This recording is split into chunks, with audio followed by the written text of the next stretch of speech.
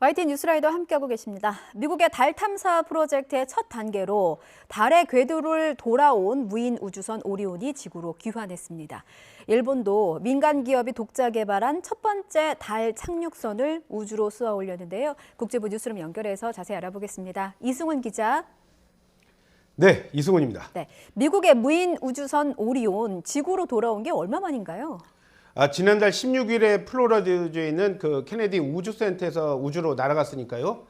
정확히 25일 만에 귀환입니다. 예. 오리온은 시속 2만 5천 마일, 그러니까 음속의 30배가 넘는 약 시속 4만 킬로미터의 속도로 대기권에 진입을 했고요. 또 그 과정에서 태양이 쏟아내는 온도의 절반 가까운 그 무시무시한 온도를 견뎌냈습니다. 이어서 낙하산을 펴고서 멕시코 앞바다에 도착을 했는데요. 아르테미스 1호의 프로젝트의 그 목적이 달에 사람을 보내는 데 있었지 않습니까? 예. 그렇기 때문에 이번 우주선의 안전한 대기권 진입 역시도 가장 중요한 임무였습니다. 그래서 우주선의 인체와 비슷한 물질로 만든 마네킹을 또 태운 거였고요. 자, 정리해드리면 미국은 아폴로 계획 이후에 반세기 만에 인류 달 복귀 프로젝트라고 할 수 있는 아르테미스의 첫 번째 임무를 완료했습니다. 네, 이제 첫 단계를 마친 거군요. 앞으로 유인 우주선의 달 탐사 일정은 어떻게 됩니까? 첫 임무에서요, 우주선 오리온이요, 달 표면에 있는 130km 바깥까지 접근을 했어요. 또 우주선으로 사람이 탈 수 있는 우주선으로는 가장 긴 43만 2천 킬로미터를 또 날아갔습니다. 예. 나사는요, 이번 성과를 토대로 해서 이제 아르테미스 2를 시작하게 됩니다. 핵심은요, 내후년에 진짜 사람을 태운 우주선을 이제 달의 궤도에 접근시키는 게 되겠죠.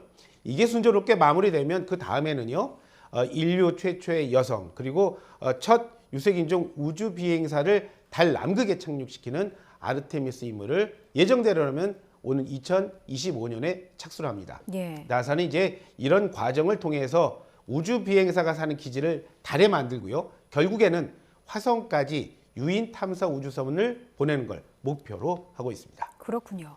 자, 일본도 민간 기업이 독자 개발한 첫 번째 달 착륙선을 우주로 발사했다고요? 대부분 일본의 힘으로 했습니다. 하지만 발사 로켓이요. 그리고 장소만은 미국 거를 또 빌렸습니다. 예. 일본 기업 아이스페이스가 만든 달 착륙선이요. 미국 스페이스 X사의 로켓에 실려서 플로리다주에 있는 화면에서 보시는 우주군 기지에서 저렇게 발사가 됐습니다. 달 착륙선은요, 5달 뒤인 내년 4월에 달 표면에 착륙을 시도할 예정인데요. 이 계획이 성공하게 되면 일본은 구소련, 또 미국, 중국에 이어서 이제 세계 4번째로 달에 착륙하는 나라가 됩니다. 예. 물론 민간 차원에서는 세계 첫 달 착륙이다, 그런 기록을 얻게 되겠죠. 탐사선이 착륙을 목표로 하는 지점은요, 얼음의 바다라고 불리는 곳입니다. 탐사 로봇을 통해서 거기에는 영상 전송도 하고요. 무엇보다요, 달 표면에서 찍은 모래가 이런 거 있지 않겠습니까? 이런 거를 돈을 받고 이제 미국 항공우주국 나사에 넘기면서 인류 최초로 달 자원을 거래하는 걸 또 목표로 하고 있다고 합니다. 예, 그렇군요.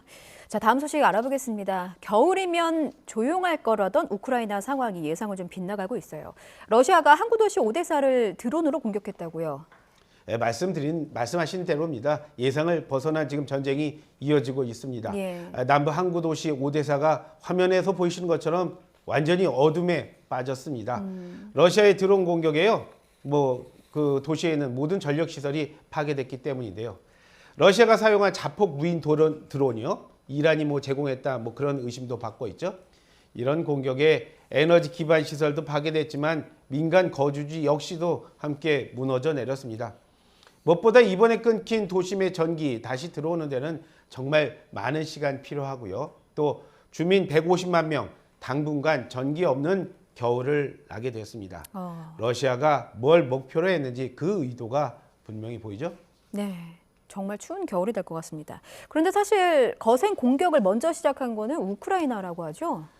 우크라이나의 최근 공격은요, 러시아가 장악한 지 오래됐습니다. 동부에 있는 도네츠크를 집중하고 있습니다. 예. 그러면서 이제 사상자 역시도 속출하고 있고요. 현지에는 당국자, 그러니까 러시아가 임명한 친러 당국자가 되겠죠. 우크라이나군이 지난 24시간 동안 도네츠크 시내의 중심부에요. 다연장 로켓을 집중적으로 퍼붓다고 주장을 했습니다. 또 역시 러시아가 점령하고 있는 동남부의 멜리토폴이라는 곳이 있는데 그곳에도 우크라이나군의 미사일 공격이 이어지면서 정말 많은 사상자가 났다는 소식이 들어와 있는데요. 예. 양측 주장만을 토대로 해서 피해를 가늠해서는 뭐 안 될 겁니다. 하지만 이 얘기를 종합해 보면 치열한 양측의 교전에 민간인 피해가 정말 확산하고 있다. 그거는 분명해 보입니다. 아, 그렇군요. 얼마 전 두 나라의 전쟁에 미사일 부하를 입은 폴란드에 나토가 패트리엇 미사일을 배치하기로 했다고요? 우크라이나, 폴란드 접경에요. 패트리엇 미사일 방공 체계를 직접 지원하게 될 나라는요. 바로 독일입니다. 예. 동부 지역에 있는 나토에 있는 그러니까 나토 동부 지역에 있는 곳에 대한 어떤 기반 시설 보호가 이번 배치의 명분이 되겠는데요. 이에 따라서 독일은 기존에 있는 독일 내에 있는 패트리엇을 운영하는 3개의 포격 부대를 이제 곧 폴란드로 이전하게 됩니다. 여기서 말하는 이 패트리엇 방공 체계는요. 일반 미사일뿐 아니라 전술적인 탄도미사일 또 순항미사일의 요격 여기에 적 항공기를 격추할 수 있는 능력을 갖췄다는 그런 평가를 받고 있습니다. 하지만요. 정작 폴란드는요. 이런 모든 과정을 환영하고 있지만은 않아요. 그런 배경에 바로 역사적인 경험이 자리 잡고 있는데요.